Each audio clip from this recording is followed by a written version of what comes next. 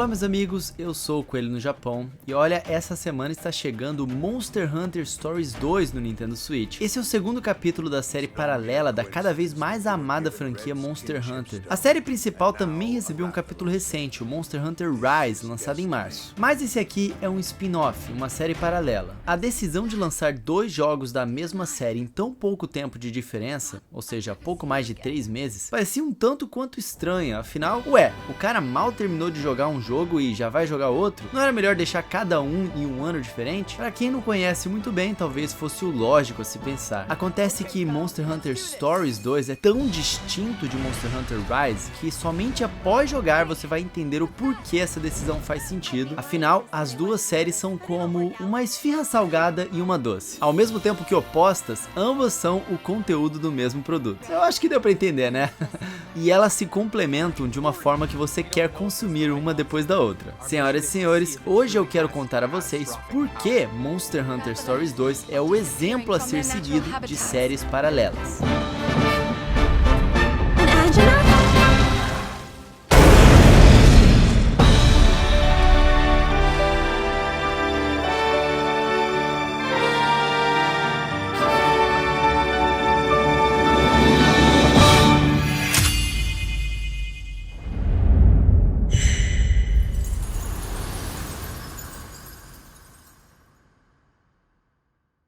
Antes da gente começar, galera, eu quero lembrar vocês que a loja Cogumelo Shop já tem Monster Hunter Stories 2 em mídia física lá na loja. Eu vou deixar o link pra vocês aqui na descrição.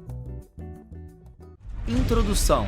Qual é a função de uma série paralela? Bom, muitas franquias possuem séries paralelas, né? Elas são usadas para mudanças mais drásticas de jogabilidade ou até mesmo somente enredo. Existem algumas com mudanças sutis, como Mega Man e Mega Man X. Existem também séries onde a essência é a mesma, mas em perspectivas diferentes, como Metroid 2D e Metroid Prime. Nesse caso, apesar da troca de visão entre outros elementos, a essência ainda é explorar um mapa nada linear enquanto se enfrenta perigos galácticos. Existem séries paralelas que boa parte do público nem sabe que são da mesma série, como por exemplo Persona e Shin Megami Tensei, séries que não têm absolutamente nada a ver de compartilhar o mesmo universo, como Mario e Mario Kart, por exemplo. E claro, não dá pra deixar de citar também Pokémon, que tem todos os itens acima no seu catálogo de spin-offs, né? Com tantos exemplos distintos, fica evidente que é impossível responder definitivamente algumas perguntas como: o que se deve buscar ao criar uma série paralela? Qual o limite do que deve ser incomum e o que deve ser diferente no spin-off? Entre outras questões, mas talvez uma das perguntas mais interessantes quanto a isso é a de que essa nova série deve atrair o mesmo público ou buscar justamente o oposto? Em termos de mercado, para a produtora, talvez esta seja a pergunta mais importante, porque público-alvo certo é a grande charada que qualquer produtora de games precisa desvendar. O mercado de games é um amontoado de gente com gostos distintos, grupinhos que se reúnem e recomendam jogos que gostam para membros do seu grupo, porque eles vão dar atenção para essa recomendação. Igual vocês estão aqui no canal, vocês gostam do meu conteúdo, se identificam comigo, então a minha recomendação tem algum valor. E é por isso que Story of Seasons e Ys, por exemplo, são franquias que possuem décadas de existência, mesmo nunca alcançando marcas expressivas de vendas. O seu público é fiel, então todo mundo que quer chegar no nicho de jogos de fazendinha ou de action JRPGs vai ser apresentado a essas séries, vai jogar e vai virar um novo fã dela. Mas e se anunciam um novo Story of Seasons que, em vez de um jogo de fazendinha, é um shooter em terceira pessoa, frenético igual a Doom? É uma parada meio bizarra e provavelmente a molecada fã de tiro vai querer dar uma olhada, mas os fãs clássicos vão passar longe, né? Isso é ruim? Historicamente sim, ou seja, os exemplos que temos de jogo que traíram completamente sua essência não costumam dar certo. Os fãs eles se sentem traídos, abandonam a franquia e independentemente da qualidade, o jogo já chega ao mercado sendo mal falado. Fanbases constroem e destroem séries, acreditem. A gente deu um exemplo extremo, até mesmo cômico, mas a verdade é que não precisa de muito para esse abandono acabar acontecendo. Uma troca de protagonista, uma série de novidades consecutivas, jogabilidade muito diferente, as empresas sabem que precisam escolher entre inovação versus tradição na hora de fazer uma sequência. E é aí que muitas vezes entra a necessidade de uma série paralela, um spin-off. Um jeito de mudar completamente uma franquia sem matar a sua base, o seu legado e o seu público. Com esse recurso, as produtoras têm um plano B, onde tudo que ela quer colocar numa série, mas pode dar ruim, pode ser colocado nesse plano B. Aliás, ela pode expandir comercialmente a franquia para novos públicos, expandir a profundidade de uma franquia, adicionando temas complementares sem mexer na estrutura base de uma série, e experimentar as possibilidades de uso de uma franquia em várias situações, preservando ainda a essência da série original. Afinal de contas, esse jogo diferente aqui é só um spin-off, não é mesmo? E foi desse jeito que Monster Hunter nasceu e cresceu. O primeiro game da série estreou em 2004,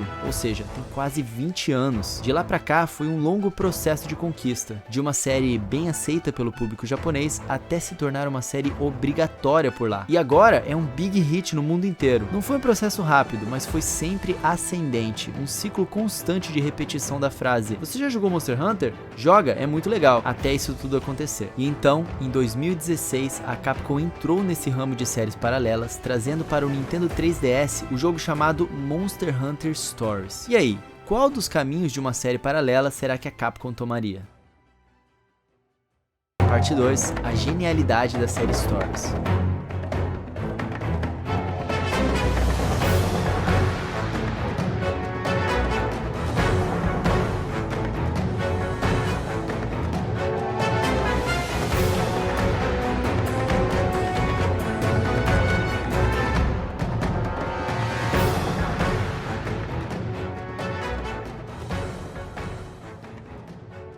Monster Hunter Stories é um RPG de turno, num estilo visual extremamente family friendly. Ele usa cel shading, ou seja, é um estilo desenhado e é sobre a união de humanos e monstros, e não sobre caçá-los igual a série original. Se Monster Hunter Stories fosse Monster Hunter 5, provavelmente já uma legião de fãs da série estaria bem em frente ao prédio da Capcom em protesto até hoje. Seria Stories então o tal Harvest Moon estilo Doom, o jogo que trai totalmente a sua essência? Não.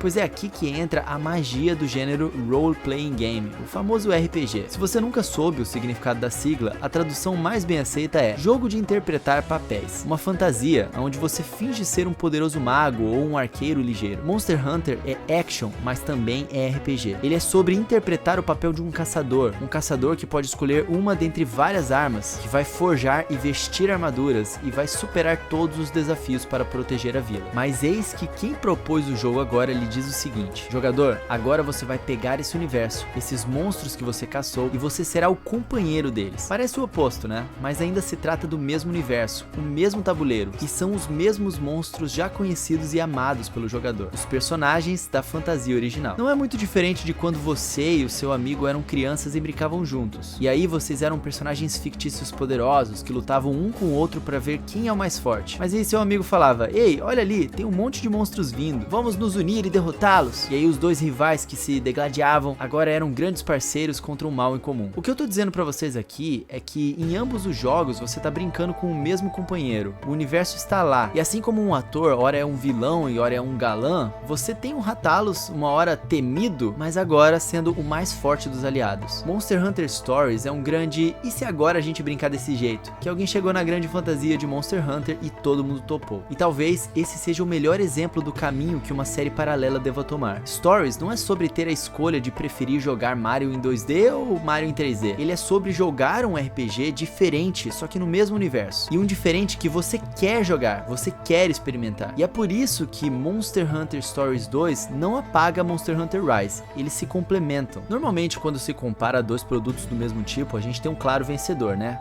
Você prefere Coca-Cola ou Pepsi? Fica fácil de responder. Assim como, você prefere Mario 3D ou você prefere Mario 2D? Mas quando se tem dois produtos tão diferentes e que te marcam por motivos distintos, aí fica difícil deixar um de lado. E essa foi a mira da Capcom criando uma série paralela. Criar um jogo que seja completamente diferente, mas que quem gosta de um também pode gostar do outro. E de um modo diferente. E a prova de que ela aposta nisso é o lançamento tão próximo dos dois jogos. Criar duas séries que se complementam, se fortaleçam juntas e mostram a beleza de um universo versatilizando esse universo do game e que gera nos fãs a ideia de: caraca, eu preciso jogar esses dois jogos, essa é a função ideal de uma série paralela. Você precisa dar uma chance a Monster Hunter Stories 2 se você gosta de Monster Hunter. É o seu universo amado, só que com outra cara, mano. Mas você também precisa jogar Monster Hunter Stories 2 se você não gosta de Monster Hunter também. Se você apenas gosta de RPGs de turno, porque ele é excelente no que ele se propõe a fazer. A Capcom cercou o público e essa foi uma tacada genial. Monster Hunter Stories 2, um jogo que não deve ser ignorado. Isso nos leva para parte 3. Monster Hunter Stories 2, Wings of Ruin, é um jogo que não deve ser ignorado. Mas beleza, pra Capcom fazer isso não foi fácil, né? Como dissemos, ela teve que criar 2 jogos de excelência e Monster Hunter Stories 2, galera, é excelente. Um jogo encantador, feito com muita qualidade. Stories 2 é um grande lançamento pra Nintendo Switch. Esse é um jogo que definitivamente não deve ser ignorado pelos donos do console. E há muito o que se destacar sobre ele. O visual do game é absolutamente lindo. Apesar de não ser tão impressionante quanto o Monster Hunter Rise, a arte de Monster Hunter Stories 2 é incrível, os cenários são cheios de detalhes, aliás, detalhes também não faltam nos monstros. Mas em termos de visuais, um grande destaque fica com as cutscenes. As cutscenes de história possuem uma ótima direção de arte e trilha sonora também, mas as animações de combate, meus amigos, cada monstro vai ter um ataque especial de sincronia com o montador e com direito a uma super animação relacionada àquele monstro. E cara,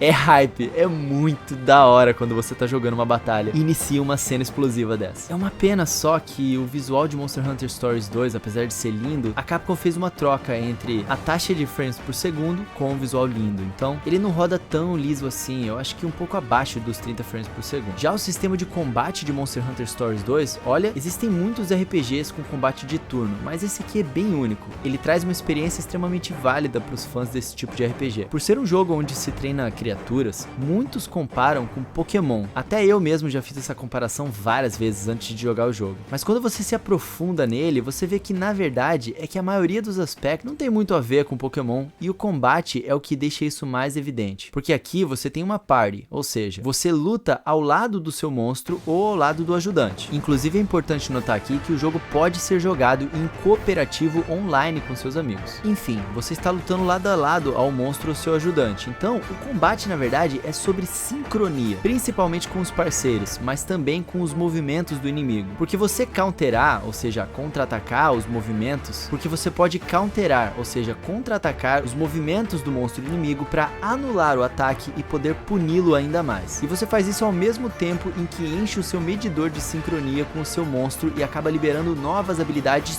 juntos. É um sistema de combate que representa bem o nós, você e o seu monstro. Monster Hunter Stories 2, Wings of Ruin, também soube trazer elementos da série original de forma magistral. A variedade de armas tá aqui também. Martelo, berrante de caça, lança-arma, assim como o set de armaduras baseado em cada um dos monstros. Claro, Monster Hunter, né? Isso não poderia faltar. E também para forjar essas armaduras. Claro, você precisa de partes dos monstros, né? Obtidas em batalhas. E os monstros têm partes específicas para serem atingidas também. Em várias batalhas, você pode optar por atacar a cauda ou o chifre naquele turno, por exemplo. E claro, eu não posso deixar de citar a história de Monster Hunter Stories 2. A história é muito boa e a progressão dele auxilia bem no desenvolvimento dela. Assim como também as cutscenes que a gente já falou que estão maravilhosas. É um nível de polimento que te mantém imerso naquela experiência o tempo inteiro. As batalhas são legais, bastante recompensantes, você utiliza as batalhas para poder criar suas novas armaduras e você progride a história chegando cada vez a diferentes áreas, uma mais impressionante que a outra e sempre sendo recompensado com uma cutscene que vai te deixar babando. É uma delícia o loop de gameplay de Monster Hunter Stories 2. Algumas coisas incomodam também. Como eu falei, a taxa de frames baixa acaba sendo bastante perceptível e o combate, mesmo tendo uma proposta diferenciada, às vezes acaba sendo um pouco linear demais. Como assim, você me pergunta? É que muitas vezes você como jogador, para não ser punido, precisa fazer ações específicas. Por exemplo, uma das mecânicas do combate são ataques básicos que funcionam como um jockey pô. Tem 3 tipos: força, velocidade e técnica. E um ganha do outro, formando um triângulo de efetividade, né? Tipo pedra, papel e tesoura mesmo. E se o inimigo ataca com pedra, você precisa counterar com papel. Porém, em algumas batalhas isso acaba se estendendo às outras mecânicas e aí no fim, 70% da batalha foram de ações como essa, premeditadas. Mas a principal crítica é em relação aos saves. Primeiro porque demora mais de 1 hora de você jogando para conseguir salvar manualmente o jogo. Mas beleza, é um probleminha só no início. Você perdoa isso mais pra frente. Mas cara, é estranho, sabe? É uma coisa que a gente anotou aqui no início do jogo, que demora pra caramba sequer pra habilitar essa opção. Mas ainda assim, o save só pode ser feito em pontos específicos. Então, se você tá explorando uma caverna e você quer salvar, você vai ter que sair da caverna e ir pro ponto de save, ou então chegar em algum ponto de salvamento automático. Mano, a gente tá em 2021, sabe? Sem tempo, irmão. Sem necessidade disso. Monster Hunter Stories 2 não é um jogo perfeito, mas é um dos jogos mais grandiosos do Nintendo Switch. Os famosos AAA no estilo Cat Monsters. Esse subgênero de RPG, como Pokémon, Shin Megami Tensei e tudo mais. Inclusive, talvez Stories 2 seja o maior deles. Aliás, aqui vai um dado de suma importância pra vocês, hein? Stories 2 é um dos únicos JRPGs que está 100% em português e português do Brasil, viu? Eu sei que muitos não jogam RPGs mais puxados pro oriental justamente por causa da linguagem. Então, gente, agora é a hora. Experimentem esse tipo de jogo, é muito bom e engajante. Agora, fica aqui uma dica final pra vocês. O jogo ele também tem uma demo, né? Uma trial. Você consegue jogar até o final da primeira área. E aí, se você curtir, você pode comprar o jogo final e transferir o seu save. Então não tem por que não jogar esse trial se você curtiu pelo menos um pouquinho dessa nossa análise aqui pra vocês. Então, como está nomeada essa parte aqui da análise, não ignore esse jogo. Afinal, como estamos dizendo ao longo de todo o vídeo, Monster Hunter Stories 2 é como uma série paralela ideal deveria ser.